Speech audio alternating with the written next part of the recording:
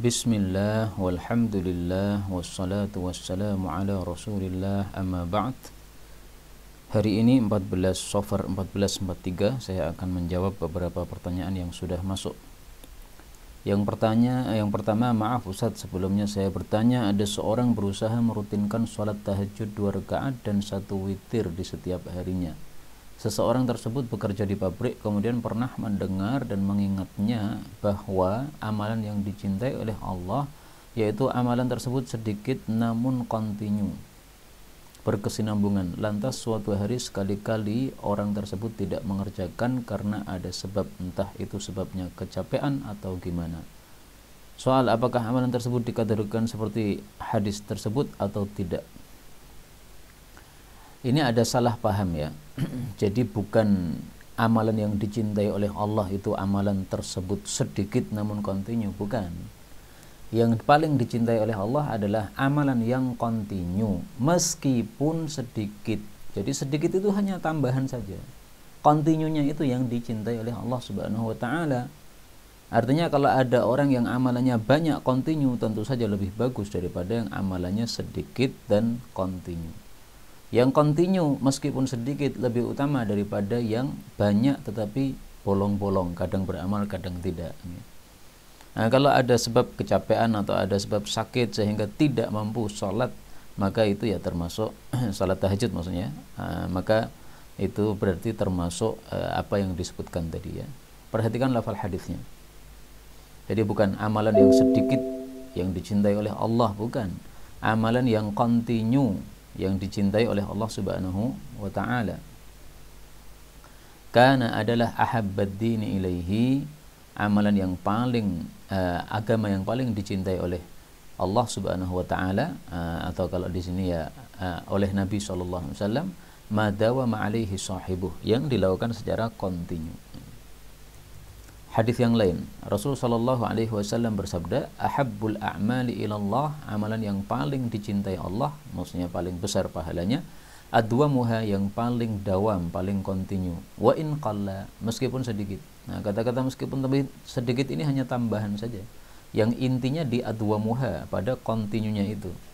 Kenapa orang yang amalannya kontinu itu lebih besar pahalanya? Karena ketika dia tidak bisa beramal dengan sebab suatu uzur, amalannya tetap diberi pahala oleh Allah Subhanahu wa taala, sebagaimana dalam hadis yang sangat banyak ya. Hadis ini muttafaqun alaih.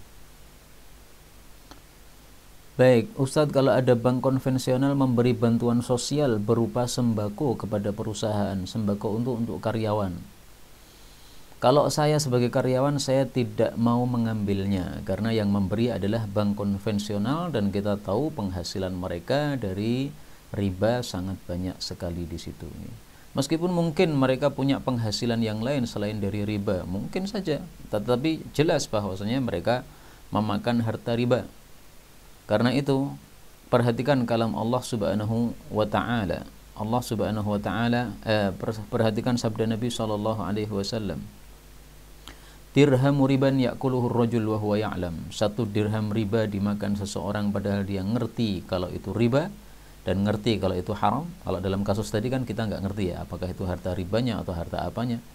Tapi ini, dalam hadis ini, kalau dia ngerti, maka asyaddu indallah min 36 zanyah. Lebih dahsyat dosanya di hadapan Allah daripada 36 kali berzina. Hadis riwayat Ahmad. Saya tidak mengatakan haram ya, tetapi saya sendiri tidak mau mengambilnya. Assalamualaikum Ustaz, apa hukumnya pembeli yang nawar barang dan sudah deal dengan harga sekian, namun pembeli membatalkannya atau tidak jadi beli dengan alasan tidak punya uang? Jazakumullah khairan. Nggak ada masalah, karena kan baru menawar, belum ada akad. Jadi misalnya saya tanya, ini harganya berapa? Dijawab 500, enggak 400 saja. Misalnya saya tanya gitu ya. Kemudian ternyata dia mengatakan baiklah 400. Nah, berarti kan sudah deal harganya 400. Ternyata terus saya batalkan. Mohon maaf, saya nggak jadi aja dah. 400 pun saya nggak jadi. Saya teringat bahwa uang saya sudah habis. Nggak ada masalah kayak begini. Antum jangan sakit hati ketika dibatalkan seperti itu. Memang dia punya hak untuk membatalkan. Belum ada akad sama sekali. Anggaplah sudah sah akad ya. Jadi misalnya saya beli barangmu dengan harga berapa? 400, dibayar 400. barangnya kemudian diberikan kepada si kita, sudah sah kan? Nah, jadi ada ijab, ada qabul, saya beli, dia mengatakan baik saya terima, saya jual kepada engkau.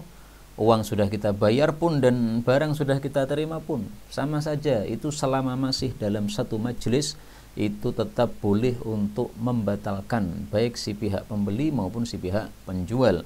Itulah yang disebut sebagai khiyar majlis, sebagaimana sabda Nabi sallallahu alaihi wasallam, yatafarraqa. Beliau mengatakan al-bayyi'ani bil khiyari ma lam yatafarraqa. Al-bayyi'ani, dua orang yang melakukan jual beli, maksudnya si penjual dan si pembeli, bil khiyar, masih boleh melakukan khiyar. Khiyar itu maksudnya memilih apakah jadi atau tidak jadi, malam yatafarraqa, selama belum berpisah badan, wa kana jami'an, dan keduanya masih kumpul di tempat pembelian tersebut. Hadis muttafaqun alaih. Maka kasus yang antum tanyakan ini belum terjadi akad, ini baru tawar menawar ya, meskipun sudah deal tapi belum terjadi akad, enggak ada masalah, dibatalkan. Assalamualaikum Ustaz, apakah akikah ada syaratnya, kambing harus jantan? Tidak, bahkan sabda Nabi SAW sangat jelas, adzukranan kunna am inathan, tidak ada masalah jantan atau betina. La yadurrukum, tidak memasalahi kalian ya, tidak memadarati kalian, artinya boleh apakah jantan ataukah betina hewan akikah tersebut. Dan ini meskipun bicara tentang akikah, tetapi para ulama katakan hukumnya sama dengan kurban Idul Adha. Maka hadis ini pun juga berlaku untuk kurban Idul Adha, boleh dengan hewan betina, nggak ada masalah. Tapi memang kaidahnya bahwa harga yang lebih murah maka pahalanya juga lebih sedikit. Sebagaimana sabda Nabi SAW kepada Aisyah, beliau mengatakan, inna laki minal ajri, sesungguhnya bagimu Aisyah pahala, ala qadri nasabiki wa nafaqatiki, sesuai kadar lelahmu dalam ibadah dan juga nafkah yang kamu keluarkan. Ini asalnya tentang umrah yang dilakukan oleh Aisyah, tapi hukumnya berlaku untuk semua ibadah. Ibadah apapun juga, lelah kita dan nafkah yang kita keluarkan itu pahalanya akan sesuai berapa kadar atau berapa besar yang kita keluarkan. Berikutnya, Assalamualaikum Ustaz, bagaimana doa supaya terhindar dari penyakit ain? Doa khusus ada, doa umum cukup bagi kita ya. Kalau doa khusus ainin ya, Rasulullah Shallallahu Alaihi Wasallam di ruqyah oleh malaikat Jibril. Nah, ruqyah ini kemudian kita bisa menggunakannya ya. Hasidin kalau nggak salah ya, saya sudah lama tidak membuka hadisnya sehingga lupa-lupa ingat. Nah ini, atani Jibril, Jibril datang kepada saya mengatakan, hei Muhammad, kamu sakit? Ku jawab iya. Maka Jibril mengatakan, Bismillahi arqika min kulli syai'in yu'dhika min syarri kulli nafsin wa ainin hasidin. Bismillahi arqika wallahu yashfika. Hadis riwayat Muslim.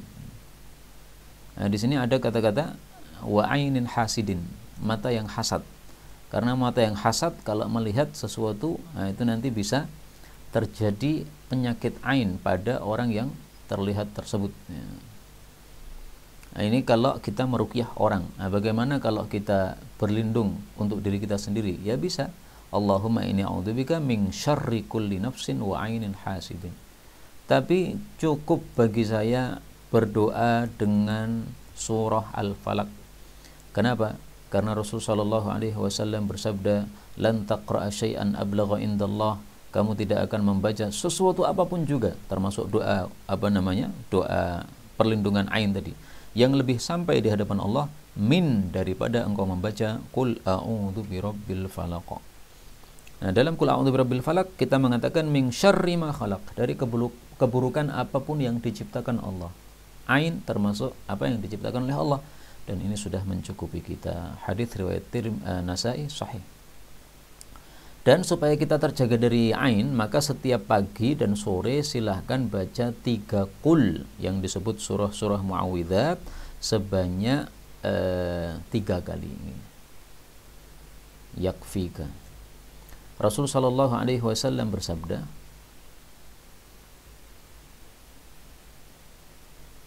Iqra'il muawwidzat, bacalah surat-surat muawwidzat supaya engkau dicukupi oleh Allah Subhanahu wa taala dengan sebab surat-surat tersebut dari segala sesuatu. Qul huwallahu ahad wal muawwidzatain. Bacalah surat Qul hu dan muawwidzatain, yaitu Al-Falaq, An-Nas.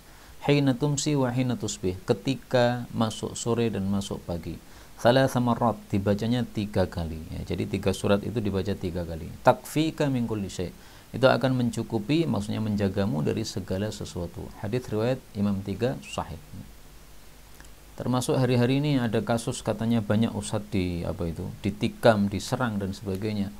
Nah, ini sangat penting baik kita ustadz maupun bukan ustadz untuk membaca wirid ini ya. 3 kul setiap sore, setiap pagi. Dijamin oleh Nabi, takfika min kulli syai', dijaga dari segala sesuatu. Kemudian berikutnya, bolehkah salat 4 rakaat qabliyah asar diqadha sesudah asar karena tidak sempat mengerjakan sebelum asar? Kalau kita sempat salat qabliyah asar cuma 2 rakaat, apakah yang 2 rakaat boleh diqadha? Jadi biasanya 4, kemudian yang 2 diganti setelah asar ya. Apa boleh mengqadha salat sunnah yang siang hari dikerjakan di malam hari? Semuanya ini boleh, meskipun ada perselisihan pendapat di antara para ulama ya.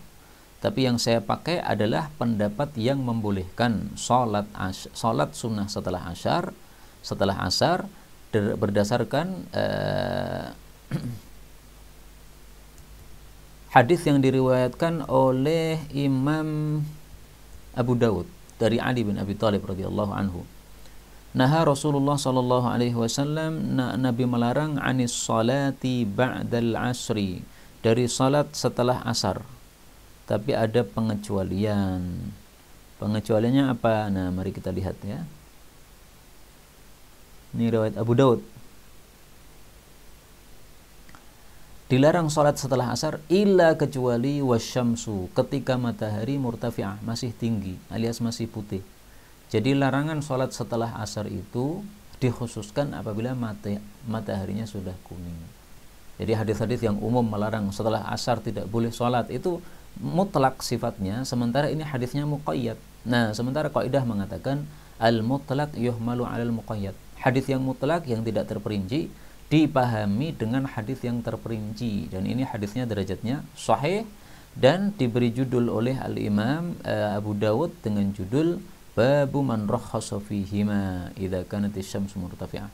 Bab pendapat yang mengatakan boleh salat setelah asar apabila matahari masih tinggi, masih putih. Nah, maka silahkan diqadha pada asar, enggak ada masalah. Kemudian salat sunnah siang hari dikerjakan diqadha malam hari, enggak ada masalah. Karena waktu itu diciptakan oleh Allah Subhanahu wa taala supaya kita bisa melakukan amalan-amalan kebaikan. Allah mengatakan dalam Al-Qur'an, "Alima an lan tuhsuhu fataba 'alaikum faqra'u ma tayassara minal Qur'an. Alima an sayakunu minkum marda wa akharuna yadribuna fil ardi yabtaghuna min fadlillah wa akharuna yuqatiluna fi sabilillah faqra'u ma tayassara minhu. Wa aqimus salata wa atuz zakata wa aqridullaha qardan hasana." Perhatikan kalimatnya, wallahu yuqaddirul laila wan nahar. Allah itulah yang menetapkan malam dan siang. Nah, sebagian penjelasan para ulama adalah kenapa ditetapkan malam dan siang ini, supaya amalan-amalan malam kita yang terlewat bisa diganti di siang hari. Misalnya tidak sempat tahajud, maka diganti pada waktu duha, dan itulah yang dilakukan oleh Rasul sallallahu alaihi wasallam. Sebagaimana diriwayatkan oleh Aisyah, kalau Nabi sakit tidak tahajud pada malam hari, maka beliau sholat duhanya 12 rakaat. Kenapa? Tahajudnya biasanya 11 rakaat. Nah, diganti pada waktu duha, tambah 1 rakaat menjadi 12. Ini surah Al-Muzammil ayat 20 ya. Nah, jadi silahkan diganti, bagus supaya kita ini continue di dalam beramal. Benarkah tidak ada sunnah atau fadilah memotong kuku di hari Jumat? Benar, maksudnya tidak ada satupun hadis yang sahih yang menentukan waktu tertentu memotong kuku, enggak ada. Enggak ada yang sahih. Ada hadis-hadis tapi yang dhaif ya. Adapun untuk hari Jumat itu kalimatnya umum, wa yatatahharu mastata'a min tuhrin. Orang yang datang Jumatan dihasung untuk bersuci apapun yang dia mampu dari bersuci. tidaklah mandi seorang pada hari Jumat, dan ia tatahhar, dia bersuci apa yang dia mampu dari kesucian. Nah, ini berarti termasuk juga membersihkan najis-najis yang ada pada badan kita, itu termasuk tatahhur, bersuci. Dan kalau di kuku ada kotoran, dikhawatirkan itu najis, maka dipotong saja, bersih. Nah, itu hadis yang umum ya. Tidak ada kata-kata memotong kuku, tidak ada. Hadis riwayat Bukhari sahih. Benarkah tidak ada sunnah memanjangkan sujud di akhir salat, hanya sujud terakhir saja yang lama, yang lain cepat? Betul, tidak ada dari Nabi pengkhususan sujud terakhir, enggak ada.